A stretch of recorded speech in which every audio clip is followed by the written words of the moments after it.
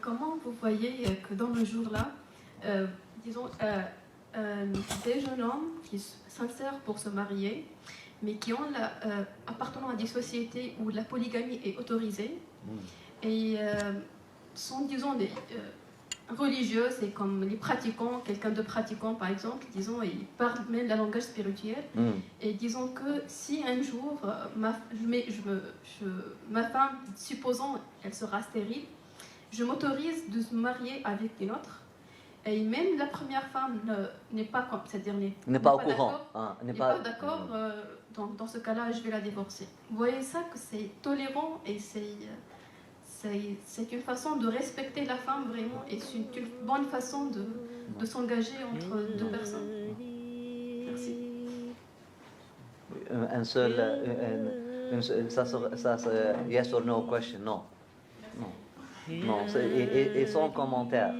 Et sans commentaire. Nous avons le hadith briser le cœur du croyant est plus dangereux chez Allah subhanahu wa ta'ala que briser la Kaaba.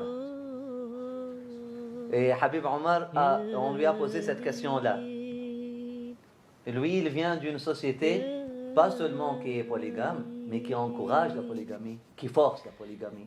Surtout pour des gens qui sont dans son statut à lui. C'est vraiment exactement la société organique, la société autochtone. Là, comme toutes les sociétés autochtones, c'est notre contexte. Et puis, là où vraiment les femmes veulent vivre dans une situation comme ça, c'est pas parce que c'est une autre société, c'est notre dimension. On lui a posé la question aux États-Unis. Elle a dit, si vous voulez la charia, voilà la charia. Cet imam dit, cet imam dit, cet imam dit, cet imam dit. Mais il a conclu avec quelque chose. Mais il a dit, et sachez que briser le cœur d'un croyant est encore plus grave aux yeux d'Allah, au regard d'Allah subhanahu wa ta'ala, que briser la Kaaba.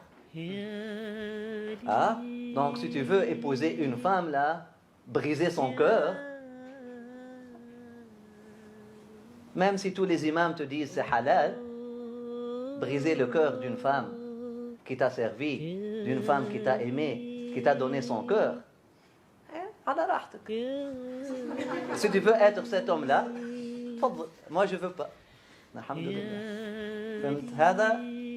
Ceux qui utilisent sharia comme dhari'a, ceux qui utilisent sharia comme justification de leur propre,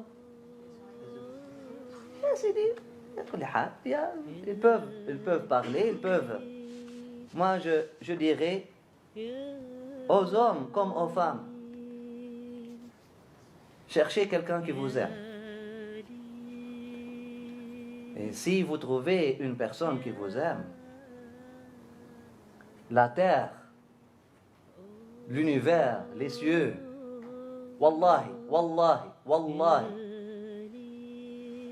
même le trône d'Allah subhanahu wa ta'ala ne saura jamais remplacer une personne qui t'aime sincèrement. Si tu trouves une personne, une femme qui t'aime, elle t'aime, tu vas la jeter pour un enfant, pour un bébé. Mais si elle ne t'aime pas, moi je dis la seule raison islamique pour le divorce, si mis à l'épreuve il n'y a pas d'amour.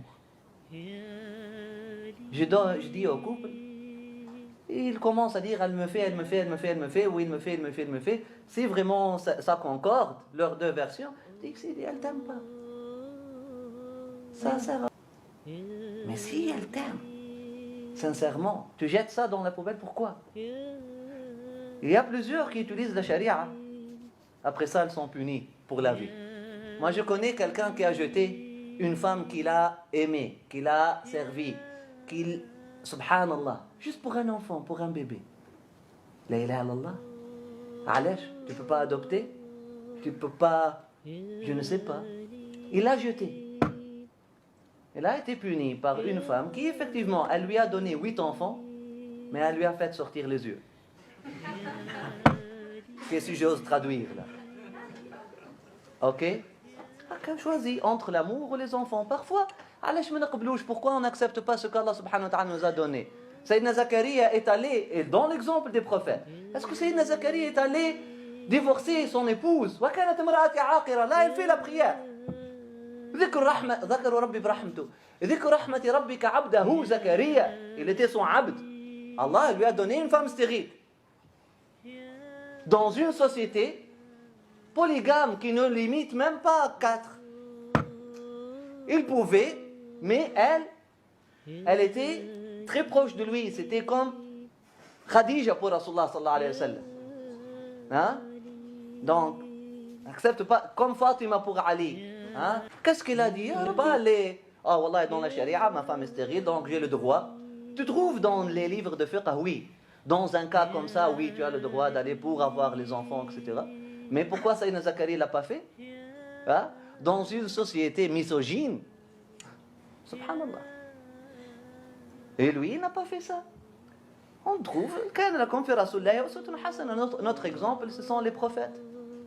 Hein? Fadl. Ce cas-là a été arrivé pour un couple que je connais Ouais. ce jour-là. Uh-huh. Et la femme, elle était, je veux dire, c'est plus que brisée. Uh-huh. C'est tellement le cas était malheureux, c'est pour ça que je voulais Mesquine. connaître Mesquine. la situation. Parce que ومسكين هو. c'est pas fitra peut-être, c'est pas autorisé de faire ça. Donc. Absolument. Mais l'être humain, même si Allah subhanahu wa ta'ala ne lui donne pas des enfants, il peut trouver toute l'humanité comme ses enfants. Moi, j'ai pas d'enfants. Et je n'enfante pas. Walhamdulillah Rabbil Alamin. Vous êtes tous mes enfants. Labbaik.